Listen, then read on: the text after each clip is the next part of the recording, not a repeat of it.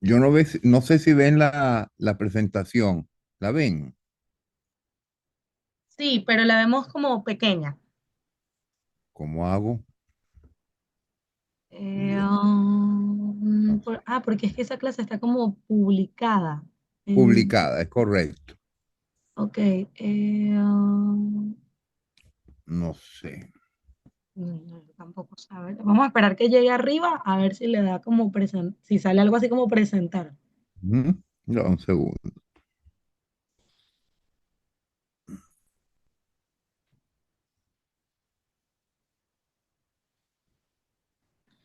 Bueno, aquí uno de los muchachos por el chat dice que intente presionar una lámina a ver si se pone grande.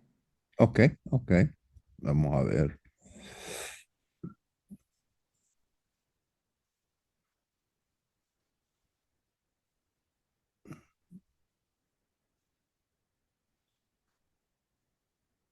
No, no. Ah, ahí, ¿la ven mejor? Sí, yo creo que ahí está bien. O sea, de verdad, o sea, igual se lee. Bueno, Sí, no se ve puedo bien. hacerlo. Bueno, está bien. Fíjense, esto es una clase pregrabada.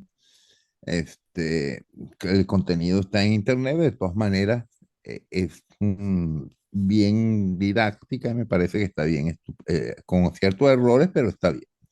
Hoy vamos a hablar un poquito del puerperio normal y el puerperio patológico. ¿Qué es la palabra puerperio? La palabra puerperio es el periodo de transformaciones progresivas desde el punto de vista anatómico y desde el punto de vista fisiológico después que la mujer da a luz. Y todas las modificaciones que hemos visto en el transcurso del embarazo, modificaciones fisiológicas, modificaciones gravídicas, van regresando al lugar involutivo, es decir, a sus condiciones iniciales de no embarazo. Es decir, es un periodo donde hay un cambio evolutivo de todas sus modificaciones que hubieron en el embarazo al estado pregravídico. Eso es el puerperio. Por supuesto, el puerperio tiene un proceso, no que das a luz e inmediatamente llegas al estado. Es un proceso paulatino, pero es un proceso que tiene transformaciones desde el punto de vista fisiológico interesante y desde el punto de vista anatómico. El puerperio lo vamos a definir en puerperio inmediato, mediato o tardío. Ellos le dan una significación aquí de alejado, lo cual es una clasificación tardía. Sin embargo, desde el punto de vista académico, vamos a denominarlo inmediato, mediato o tardío. Y cada uno de ellos tiene una patología eh, particular. Vamos a empezar a hablar del puerperio inmediato. El puerperio inmediato es aquel que tiene lugar en las primeras 24 horas después del parto, desde el nacimiento del bebé hasta las primeras 24 horas. Y tiene características de esas primeras 24 horas donde el individuo, la mujer gestante, tiene unas características particulares.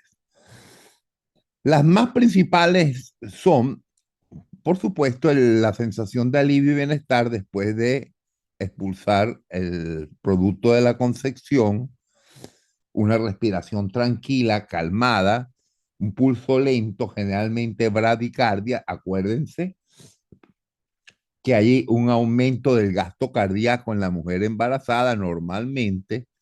La tensión arterial tiende a bajar.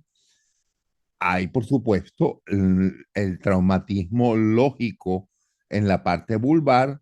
Empieza la aparición de los entuertos. Los entuertos son las discretas contracciones del útero que aparecen después del parto. Pueden haber ciertos escalofríos y la diátesis de los restos, que no en todas las mujeres se da, pero en ciertas mujeres la distensión de la cavidad abdominal produce una diástasis de los restos, una separación en la línea alba. En ese orden de ideas, en el puerperio inmediato existen ciertas características, ¿no? Generalmente puede haber una pareja intestinal, un término mal dicho, pero en general hay disminución del peristaltismo. Y esa disminución del peristaltismo eh, te puede dar constipación y cierto timpanismo. Por la distensión que ocurrió a nivel abdominal y a nivel de la presión uterina, puede haber una dificultad a vaciar la vejiga y puede haber retención de orina en las primeras 24 horas, muy común.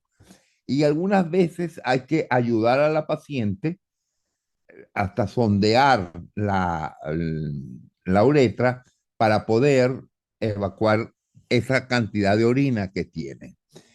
El útero, después de la expulsión, se vuelve duro, leñoso para formar el globo de seguridad de Pinar, que todo el mundo ya debe haber tocado. El útero se pone leñoso, contraído, y pueden empezar a aparecer las lesiones hemorroidales propias del embarazo. El periné se vuelve más flácido por la distensión que ocurrió en el parto o mediante una cesárea, no necesariamente el periné debe estar flácido. Estas características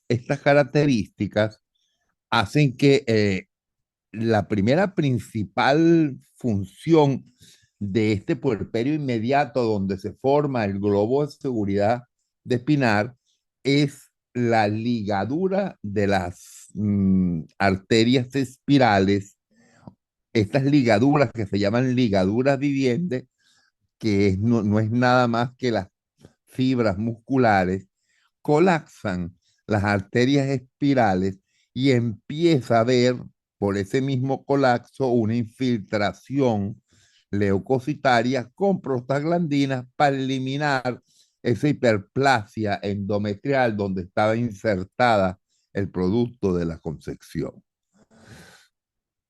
Eso, por supuesto, te va a producir un aumento de la contractibilidad, un aumento de la retractibilidad y te va a producir hemostasia producto del globo de seguridad de Pinar. Por lo tanto, la primera manifestación que nosotros vamos a tocar en las primeras 24 horas es la involución uterina con el globo de seguridad de Pinar. Y es tan importante el globo de seguridad de Pinar que la no presencia del mismo globo te va a producir una atonía uterina y te va a producir una hemorragia uterina, que es una de las complicaciones más difíciles, porque algunas veces la hemorragia uterina, cuando hay atonía uterina, puede llegar a una esterectomía o la ligadura de las arterias uterinas, que puede producir, que es un trabajo quirúrgico desde el punto de vista médico. Entonces, este puerperio, vamos a llegar al puerperio mediato, es decir, durante los primeros 10 días después del parto. Allí vamos a encontrar lo primero es la involución uterina. El útero va descendiendo y empiezan a aparecer lo que se llaman los loquios. Los loquios es la secreción a través de la vagina del desprendimiento de esa hiperplasia que hay en el endometrio y se van a establecer en diferentes formas los loquios.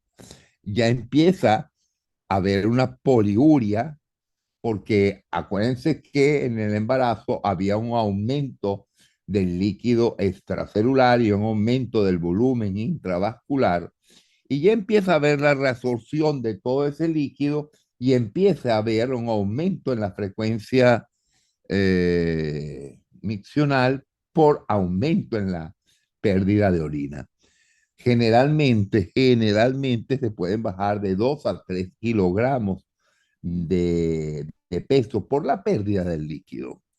Empieza, como les dije, a aparecer los loquios y estos loquios van a ir clasificándose de acuerdo a sus características. Empezamos inmediatamente a presentar loquios hemáticos, loquios serosos o loquios serohemáticos, dependiendo de la característica. Fíjense que los loquios hemáticos son loquios llenos de sangre, líquido que sale a través de la vagina, que se ve en las primeras mm, en las acciones inmediatas después del puerperio inmediato. Ya a nivel del puerperio inmediato, ya la mama está produciendo su secreción láctea y van a empezar a ver todos esos cambios uterinos de involución, desde 40 centímetros hasta llegar prácticamente a involucionarse por debajo del pubis. Generalmente disminuye 2 centímetros por día la involución uterina, que ocurre o empieza a formarse, por supuesto, en el puerperio inmediato. Ya al 10.º día, ya vemos que la involución uterina o el útero está casi a nivel de la síntesis púbica. Esta involución uterina, hay una regresión de esa hiperplasia, hipertrofia de las células miometriales y por supuesto hay unos cambios importantes a nivel del endometrio. Empiezan a aparecer ciertas contracciones que son indoloras, una cada 10 minutos, una cada 20 minutos, y esas contracciones indoloras es lo que denominamos nosotros los entuertos. El cuello uterino de hacerse al principio dehiscente, flácido, elástico y congestivo, se va endureciendo, va adquiriendo mayor longitud y empieza a adquirir mayor firmeza y espesor para volverse a los estados iniciales. Por supuesto, el orificio cervical interno y externo se van cerrando. El orificio cervical interno se cierra prácticamente a los 12.º día después del parto en el puerperio mediato. Y el orificio cervical externo tarda un poco más, pero ya a los 15, 18 días está cerrado. A excepción que hayan sido mujeres multíparas con una apertura del cuello uterino más grande. Entonces, esta involución en el puerperio inmediato va a producir las secreciones a nivel de la vagina con la presencia de los entuertos. Estos entuertos van a ser hemáticos rojos, van a ser hemáticos, que es una especie de edema y sangre, y posteriormente unos loquios blancos o cerosos netamente. Fíjense que la connotación de hemáticos, cerosos o hemáticos va a dar la connotación de la cantidad de sangre que hay allí. Pero inicialmente lo que vamos a encontrar en estos loquios es la infiltración leucocitaria cuando ese endometrio empieza a desprenderse. Y eso es realmente el loquio. El loquio huele a sangre. Hay algunas infecciones, sobre todo en endometritis puerperal, que te da un olor característico a infección, generalmente a pseudomona. Entonces, que es un olor desagradable, pero que tenemos que diferenciarlo para que en un momento dado podamos distinguir o apreciar el inicio de una infección. Por lo tanto, el olfato de los loquios puede ser importante en la evaluación clínica de una paciente. Y estos loquios, como les acabo de decir, representa la pérdida de ese líquido serosanguinolento a través de la vulva y por supuesto con la infiltración leucocitaria y en la vulva vamos a tener este, bacterias también. El contenido total que puede aproximadamente oscila entre 1.400 a 1.500 mililitros en los 4 o 5 días. Y los loquios duran aproximadamente de 12 a 15 días. Como les dije, hay loquios sanguinolentos en el posparto inmediato, serosanguinolentos que pueden durar hasta el cuarto, o quinto día, a lo sumo la primera semana, y después loquios serosos que pueden durar hasta 10 días y empiezan a verse sin sangre en su interior. Y lo que hay es ese líquido seroso, es la manifestación del edema que hubo a nivel endometrial.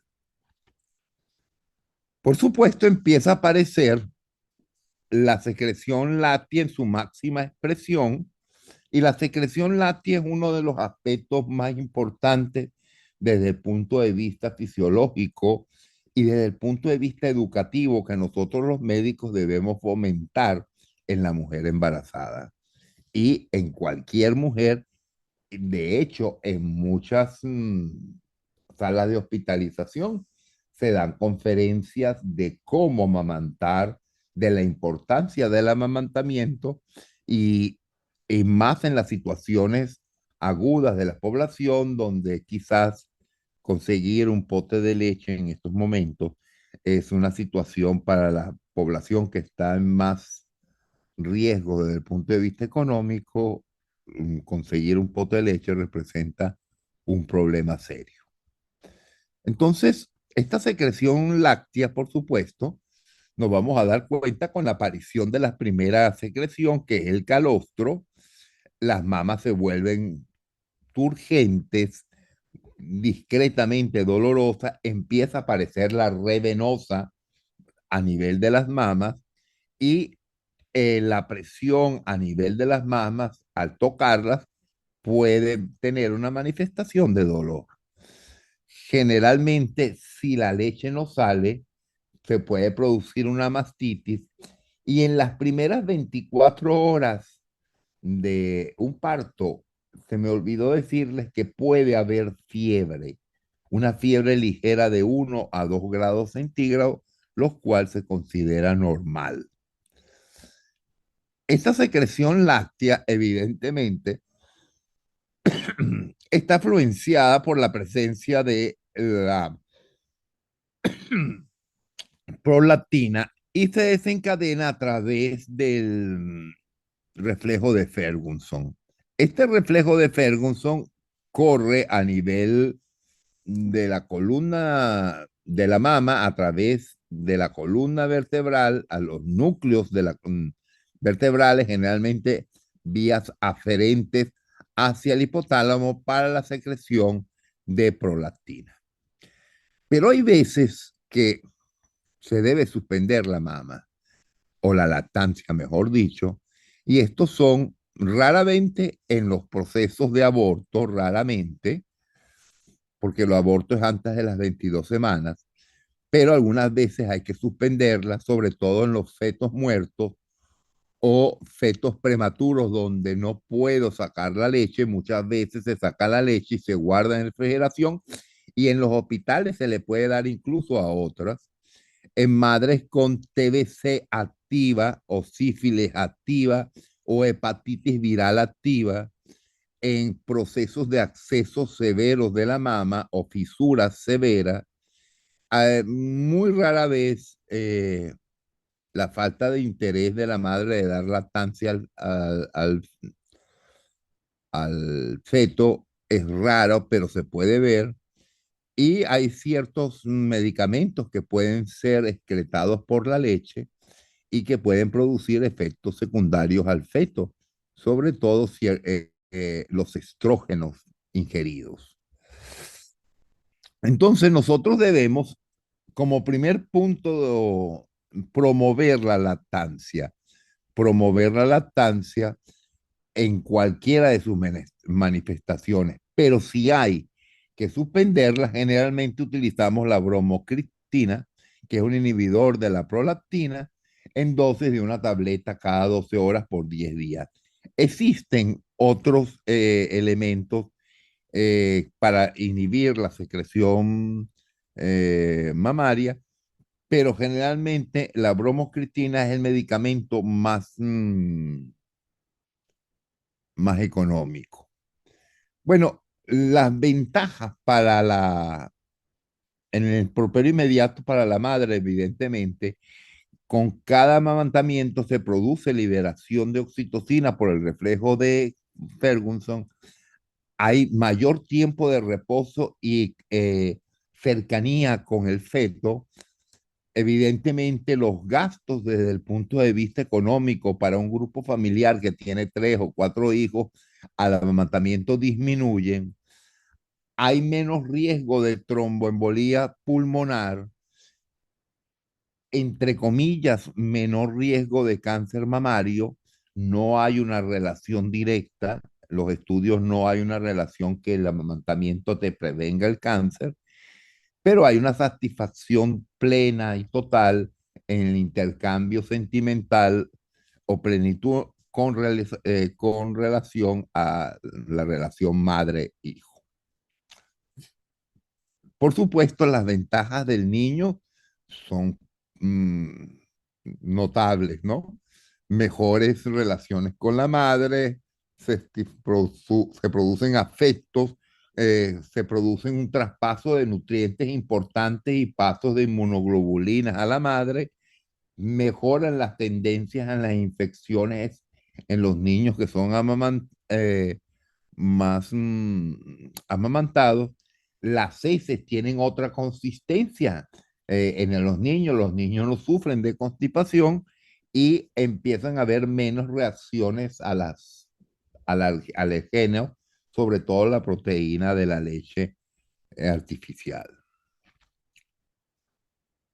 En la secreción láctea, como pueden ver, hay una cantidad de elementos importantes para el desarrollo del recién nacido. No es el tema de aquí, pero es importante saber que aumenta la inmunidad celular del feto, aumenta las lesiones o factores bactericidas a nivel intestinal. Hay intercambio de ácidos grasos, colesterol, glucosa, es decir, los efectos de la secreción láctea o beneficios de la secreción láctea son, desde el punto de vista inmunológico y alimenticio, elevadísimos. Y desde el punto de vista psicosocial, crean lazos afectivos con el recién nacido. ¿Cómo atender a una madre en un puerperio, que es el que vamos nosotros a atender generalmente en el puerperio inmediato o puerperio mediato? Actualmente, el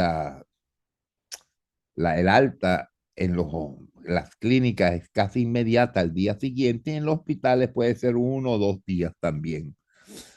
Evidentemente, el reposo, la deambulación precoz, la toma de líquidos, los cuidados vulvares o si hay una episiotomía, el lavado de la zona vulvar y, por supuesto, controlar el pulso, la involución uterina, que haya el globo de seguridad en las primeras 24 horas y la involución del mismo, la presencia de los loquios y su duración. Si yo veo en un puerperio tardío, mediato, la presencia de loquios hemáticos, algo está pasando, desde una infección hasta una hipotonía.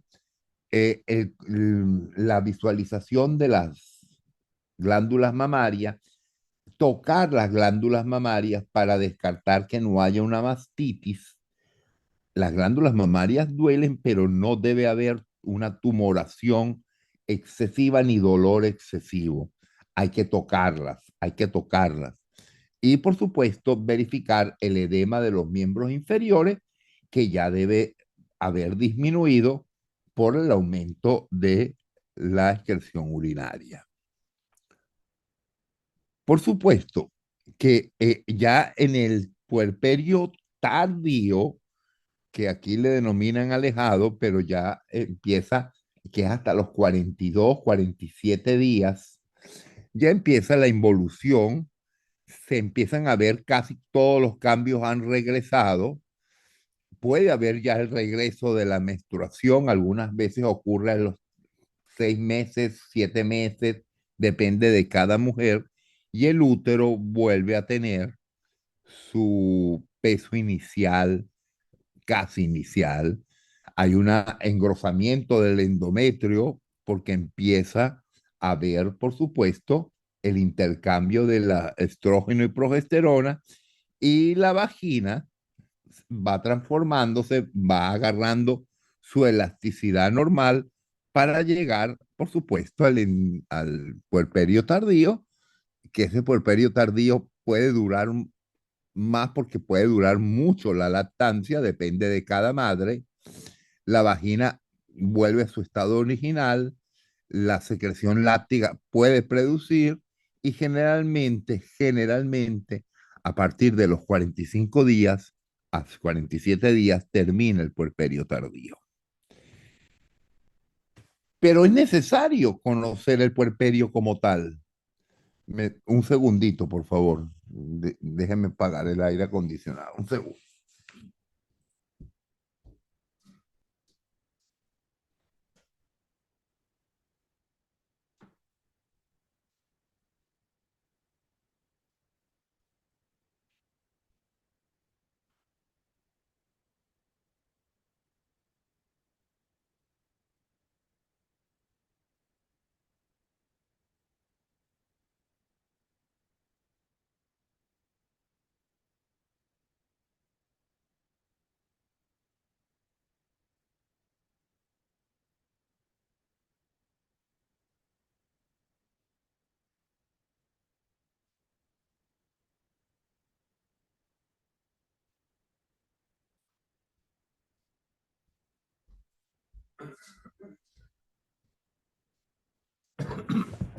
Bueno, pero entonces, conociendo más o menos los elementos del puerperio normal, podemos evaluar el puerperio patológico.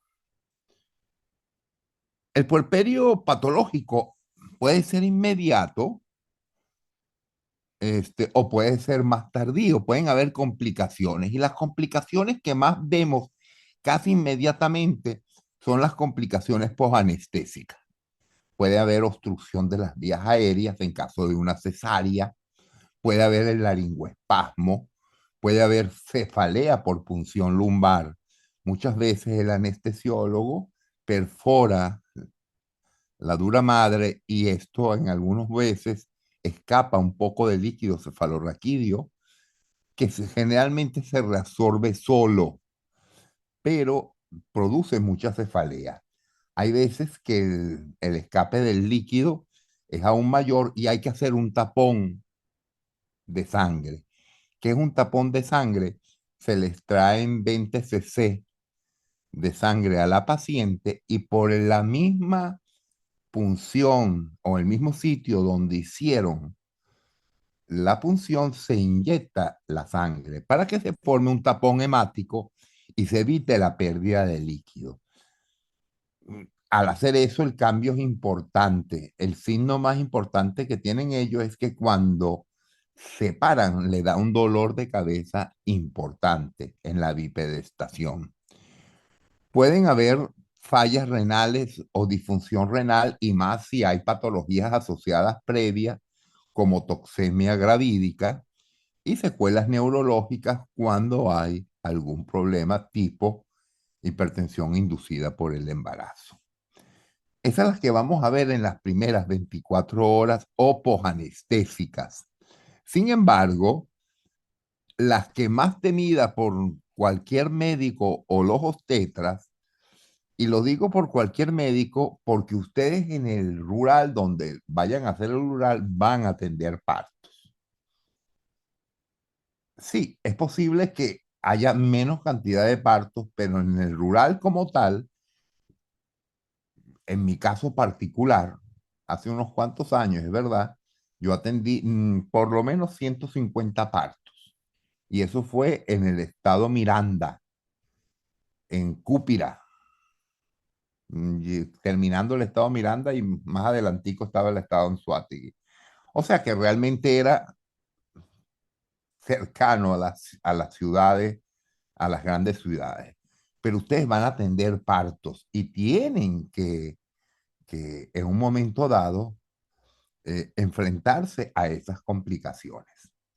O por lo menos saber las fórmulas, cómo enfrentarse en el caso de transferir a una paciente. Y una de las más temidas es la atonía uterina o las complicaciones uterinas. Las hemorragias tempranas en menores de 24 horas son aquellas que producen más de 500 cc. Una de las más frecuentes es la atonía uterina, la falta de contracción del útero. Otros de los elementos que puede haber para la hemorragia es que hayan restos placentarios, no se sacó adecuadamente, el alumbramiento no se dio adecuadamente, los desgarros de cuello o de vagina no suturados adecuadamente y las discrasias sanguíneas. Pero estos elementos tenemos que tenerlos en mente para estructurar los diagnósticos tempranos. Cuando hay una hemorragia y obedece a cualquiera de estas tres causas, bueno, tenemos que examinar al paciente. ¿Hay globo de seguridad del pinar? Lo hay. Generalmente no debe ser una atonía uterina. Sigue el sangramiento, revisamos la vagina, hicimos una revisión vaginal, hicimos una revisión uterina, podemos dar incluso el Metergin o la oxitocina de 20 hasta 100 unidades si hiciesen falsa, si hicieron falta en soluciones al 50% al 5% de destroza. Verificar que no haya ningún desgarro en el cuello uterino y verificar que no haya restos placentarios. Si hay restos placentarios, hay que hacer una revisión uterina bajo anestesia y hacer el curetaje respectivo para sacar los restos de placenta que hay ahí. Una de las cosas que por qué hay restos de placenta es porque nosotros hacemos la tracción de la placenta para salir rápido del alumbramiento. Y el alumbramiento tiene un cierto periodo de por lo menos 20 a 40 minutos. Entonces, donde se desprende, a menos que haya una placenta pécreta o ácreta, que tiene otras características desde el punto de vista quirúrgico. Entonces, dentro de las complicaciones hemorrágicas, del segundo al 25 días aproximadamente, vamos a tener los más frecuentes, la retención de restos o los desgarros del cuello uterino. No afrontamos bien la vagina, no afrontamos bien el cuello uterino, hubieron desgarros y no los verificamos. Es muy importante después del parto siempre revisar con exactitud. Muchos de los errores que nosotros cometemos es porque omitimos procedimientos importantes. Muchachos, la velocidad trae, aún en las mejores manos, errores. Tómense su tiempo, tómense su tiempo. Pero digo por experiencia, la gran mayoría de los errores ocurren por omisión. Entonces, nosotros si vamos a hacer algún procedimiento, ya sea quirúrgico, obstétrico, otorrinolaringólogo, médico, cateterismo, lo que a ustedes se les ocurra, céntrense y hagan abstracción de sus necesidades de otro tipo que me espera el amigo, la novia, la mujer, el marido. Céntrense en el procedimiento, porque uno es humano y las cosas pueden pasar. Entonces, tenemos que cuidarnos de ese aspecto. Bueno, entonces estas hemorragias pueden aparecer incluso en el segundo, en el puerperio mediato, pero no tan tardío del puerperio mediato, sino más bien en las grandes complicaciones ocurren en el puerperio inmediato. Otra de las complicaciones muy frecuentes que vamos a ver nosotros son las infecciones puerperales. Estas infecciones puerperales es un estado de infección a nivel del útero que va a producir, hay invasión de bacterias a través de la vagina y esta invasión de microorganismos va a producir un cuadro infeccioso, una endometritis. Estas endometritis se llaman endometritis puerperales o la infección puerperal. Existen una gran cantidad de gérmenes que pueden producir una endometritis puerperal, desde el estreptococo beta hemolítico alfa o beta, el gonococo, los colobacillus o los proteos y klebsiella que son anaerobios, hasta los procesos anaerobios como el Clostridium perfringens, los pectococos, el Clostridium séptico, el micoplasma y la clamidia trachomatis. O sea, el espectro es amplio. Y generalmente el tratamiento de la infección puerperal es con 3 antibióticos, porque pueden haber una variedad. Dentro de la infección puerperal hay causas o factores de riesgo. La ruptura prematura de membranas en un momento dado, los múltiples tactos que se realizan en sala de parto, sobre todo en lugares donde hay actividad educativa, los trabajos de parto prolongado, las hemorragias profusas, porque vas a contaminar aún más, vas a trabajar aún más, la deshidratación, desde, entre comillas, no como sea la causa de la infección, la deshidratación, sino bueno, hay un estado involutivo en ese momento. Por supuesto, la falta de condiciones de asexia y asexia, el tacto vaginal reiterado, que ya lo hemos hecho, y algunas escoriaciones o contaminación abiertas por el tránsito del feto. Evidentemente, la cercanía al área genital es importante. Anteriormente se tenía la costumbre, y a mí me parece excelente, de poner a evacuar a la paciente antes del parto. Incluso se le hacían lavados genitales. En la maternidad se perdió esa característica porque venían las mujeres pariendo, ¿no? Pero es una buena práctica hacer un lavado rectal porque si el parto es vía vaginal, la comprensión del feto a nivel del recto puede producir la salida de heces a través del ano. Y aunque es un proceso fisiológico, es engorroso desde el punto de vista de la asexia de la zona. Entonces, es una buena práctica y yo de verdad la recomiendo. Bueno, hay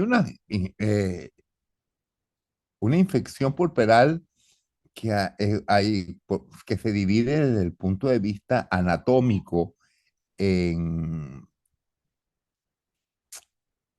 en zonas, pero esto es un, un proceso eminentemente académico. Evidentemente, las infecciones van a propagarse, y lo sabemos todos, por vía hemática, por vía linfática y por continuidad. Y por supuesto, si hay una infección, va a llegar a haber una endometritis. Y para llegar a haber una endometritis, tiene que haber evidentemente una vaginitis, una cervicitis y una endometritis. Entonces, fíjense que la clasificación es meramente académica, ¿no? Ahora, lo que es importante desde el punto de vista médico es que estas infecciones que pueden darse por vía de continuidad o por vía linfática o hemática pueden producir lesiones como parametritis, peritonitis, pelviperitonitis, salpingoforitis, trombos a nivel hemático y a nivel linfático, que pueden dar trombos o émbolos sépticos y producir una septicemia. O sea que esto es desde el punto de vista médico eh, o clínico, mejor dicho, no tiene repercusión ahorita desde el punto de vista académico, sí, porque nos sitúa en una posible complicación. Lo importante es que las endometritis sean rápidamente diagnosticadas y sean rápidamente tratadas. ¿Cómo la diagnosticamos? La presencia de fiebre, las secreciones de loquios fétidos, el dolor a la palpación del útero, eh, las secreciones fétidas a través de la vagina nos pueden alertar sobre la presencia de una infección puerperal. Entonces, esto va a producir una infección generalmente es localizada, endometritis, y ya el 70% de las pacientes tienen una endometritis, ¿no? Que es una endometritis, digamos, fisiológica por la inserción de la placenta. Pero si esa endometritis normal que pueden tener, en mal término utilizada, endometritis, que más bien es una reacción exudativa, las bacterias que van a haber allí pueden proliferar y va a depender también del aseo vulvar o de las manifestaciones de cultivo que tenga esa paciente previamente en su vagina. No es la primera vez que se atiende una paciente con una gonococcemia y yo no lo sé, en una maternidad sobre todo. En la gran mayoría de las pacientes que vienen a parir a la maternidad o dar a luz, esa palabra parir fea, vienen a dar a luz a la maternidad, nunca o se han controlado escasamente o nunca se han hecho un cultivo de las secreciones vaginales. Entonces debemos estar conscientes de eso, sobre todo si se trabaja a nivel hospitalario y si se trabaja a nivel quirúrgico. Porque igualito a nivel quirúrgico hay veces que hay una endometritis con tromboembolismo séptico que hay que hacer una histerectomía. Entonces es importante que tengan en mente estas situaciones. Las tenemos, las infecciones puerperales, ya sabemos, lo hemos mencionado, fiebre, escalofríos, temperaturas por encima de 39 grados centígrados, dolor a la palpación del útero subinvolucionado, es blando, es doloroso, la endometritis impide que sea pétreo y los loquios son purulentos y fétidos. Puede haber dolor en el hipogastrio, malestar general, facies tóxicas. Entonces tenemos que empezar a estar pendiente. ¿Y cómo podemos estar pendientes? Bueno, siempre pensando en que puede haber esas complicaciones. Cuando nosotros hacemos un procedimiento, cualquiera que sea, en la obstetricia, en la medicina, en cualquiera de las especialidades, debemos estar siempre pensando en qué complicaciones produce estos procedimientos. Porque solamente uno diagnostica cuando lo piensa o cuando aparecen los signos y síntomas. ¿Por qué no se diagnostican muchas complicaciones? Porque no conocemos las complicaciones y no conocemos los signos y síntomas de las complicaciones. Eso es lo que nos pone alerta desde el punto de vista educativo y desde el punto de vista del éxito de cualquier procedimiento. Conocerlo, el problema no es que se presenten las complicaciones, se nos van a presentar las complicaciones en todo nuestro ejercicio. Esperemos que no sean tantas. Pero una vez que se presentan, el truco está en poder diagnosticarlas, en poder descifrar lo que nos quiere decir el cuerpo a través de los signos y síntomas que pueden ocurrir. Bueno, el tratamiento evidentemente es triple. Generalmente se puede utilizar clindamicina más una gentamicina más una cefalosporina. Este, la clindamicina a 900 miligramos intravenosos cada 8 horas, la gentamicina también una ampolla cada 8 horas y la cefalosporina generalmente 1 gramo endovenoso cada 6 horas. Recuerden, la gentamicina y los aminoglicósidos pueden ser ototóxicos y hay que evaluar la función renal, generalmente 3 miligramos por kilo por día, generalmente. Algunas veces es posible el tratamiento quirúrgico cuando estamos en presencia de una pelviperitonitis que no cede y que, o una salpingoforitis que no cede con o un acceso tubárico o un acceso del ligamento ancho. Entonces, la cual tenemos que drenarlo quirúrgicamente. Eh, para la profilaxis de eso es evidentemente evaluar cada caso en particular, si hicieron muchos tactos, si el parto es prolongado, si la paciente es controlada, si tiene cultivos previos y por supuesto tratar de reducir los tactos vaginales en la gran mayoría de los casos. Generalmente cuando nosotros estamos estudiando hacemos un tacto, no solo ustedes, yo también lo hice, me saco el guante, hago otro tacto, me vuelvo a sacar otro tacto y nosotros somos agentes contaminantes. Entonces, tenemos que tener también sentido común en ese aspecto. Generalmente hay infecciones que pueden ocurrir, por supuesto, en el sistema urinario por muchas razones, por la cercanía, por la distensión que hubo, y generalmente son bacterias la misma zona. Hay factores predominantes, por supuesto, en los partos prolongados, la expulsión de líquidos, los aseos inadecuados que se hicieron, la anestesia regional. Muchas veces la anestesia regional puede producir, y cuando más sobre todo si se produce desgarro, pueden producir alteraciones. Cuando se hace anestesia peridural, ya sea cesárea, algunos anestesiólogos combinan la lidocaína con ciertos opiáceos. Eh, Algunos opiáceos, el fentanil o la morfina en gotas, este, producen que el vaciamiento urinario sea muy lento y puede haber retención urinaria. Siempre cuando hagan un procedimiento quirúrgico y haya una anestesia, hablen con el anestesiólogo. O mejor dicho, observen qué es lo que le pone cuando hace la mezcla para la peri. Le pone lidocaína, le pone un poco de bicarbonato y le puede poner un opioide.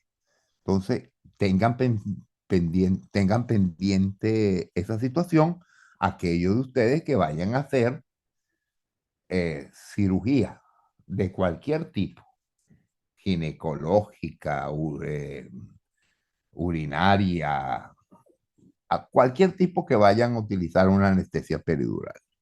Esto es importante.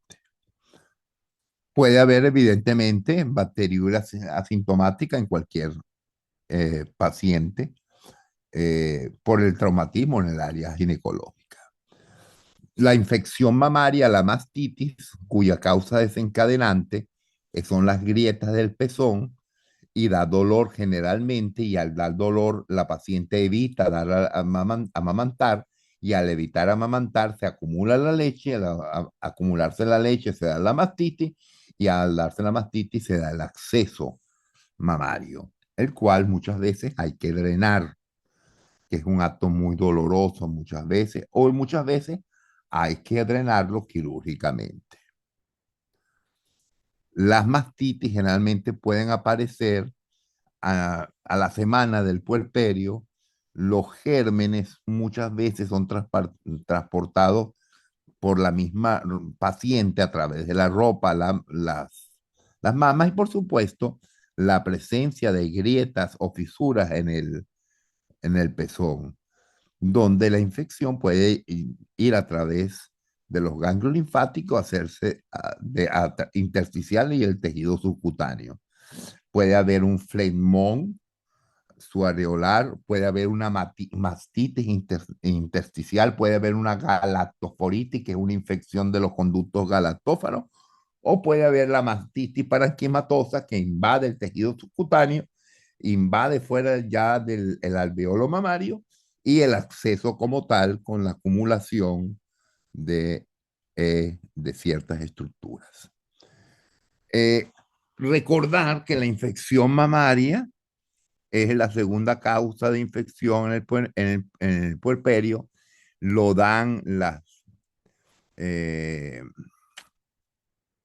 las infecciones a nivel de la mama. 15% de nuestras pacientes lo tienen o más, y el germen más frecuente es el Staphylococcus aureus coagulasa.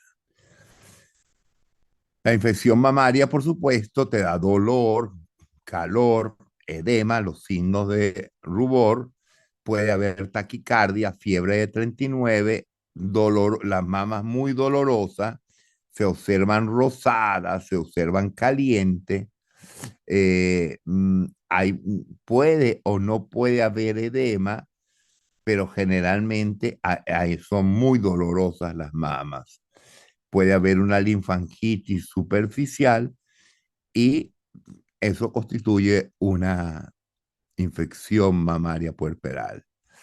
Ya cuando hay un acceso, todos estos síntomas que acabo de mortificar o que acabo de mencionar aparecen, más el enrojecimiento severo epidérmico de la zona con la palpación de los ganglios linfáticos como tal. Estas infecciones mamarias puerperales son muy dolorosas a nivel. Si hay una mastitis, por favor, rápidamente interrumpir el amamantamiento dependiendo del grado de la mastitis, instituir el tratamiento rápidamente, temporalmente suspender eh, el amamantamiento, y como generalmente antes que llegue el cultivo, el germen más frecuente es el Staphylococcus aureus, dar el tratamiento respectivo, generalmente es la dicloxiazalina o alguna cefalosporina. Considerar también el tratamiento este, quirúrgico, dependiendo si estamos en presencia de un acceso, que lo podemos determinar mediante un ecosonograma o la misma palpación. Existen complicaciones médicas como en cualquier episodio quirúrgico, desde complicaciones pulmonares por una enfermedad previa, eh, embolismo pulmonares, embolismo del líquido amniótico, edema pulmonar por hipertensión, por hipertensión inducida por el embarazo, cardiopatías y más si hay patología previa existente. Por eso es importante la evaluación de nuestras pacientes en la consulta prenatal. Es un elemento fundamental. Estas complicaciones médicas son todas las que ustedes conocen, desde una dermatitis hasta una colangitis idiopática desencadenada por el embarazo. Es decir, todo el espectro de complicaciones médicas que nosotros podemos ver. Eh, es importante que una mujer amamante no depende del tamaño de la mama. No por tener una gran mama no pueden amamantar, ni por tener una mama pequeña no pueden amamantar. Debemos formular definitivamente el uso de la lactancia materna con nuestro conocimiento. Es decir, debemos formular la lactancia materna. Esto no tiene importancia lo que es la técnica del amamantamiento, que eso ya ustedes lo dominan. Entonces, bueno, desde el punto de vista eh, quirúrgico, estas son complicaciones ya endocrinas que no tienen ni siquiera, esta sí es importante, la psicosis postparto. Esto se ve con mucha frecuencia, sobre todo se ve la depresión y algunas alteraciones de los trastornos afectivos. Eh, mm, Generalmente estos procesos son de rápida recuperación. Algunas personas traen antecedentes de depresión previamente, pero existe. Los cambios en la mujer a nivel estrogénico son importantes y debemos manejarlo con los psiquiatras respectivos para manejar estos casos. Pero sí darle importancia a estos casos, no dejarlos al abandono, porque una mujer deprimida en un posparto este, puede tener actitudes suicidas. Entonces, siempre no menospreciar este diagnóstico porque va en detrimento de nuestras pacientes. Bueno, con esto terminamos esta pequeña clase. Esto lo consiguen en el William, están todas las complicaciones al que le guste la obstetricia, pero es una clase más clínica que otra cosa. ¿Alguna pregunta al respecto, muchachos? ¿Me escuchan? Sí, doctor, por mi parte ninguna. Todo Chévere, súper claro, doctor.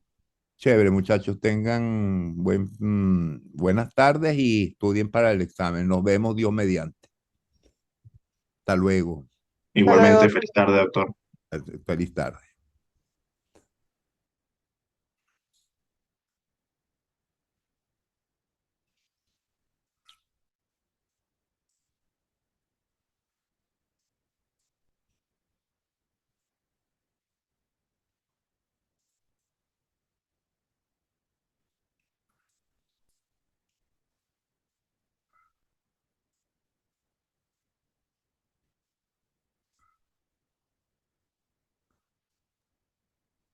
Gracias, doctor. Chao, chao, muchachos. Hasta luego. Chao.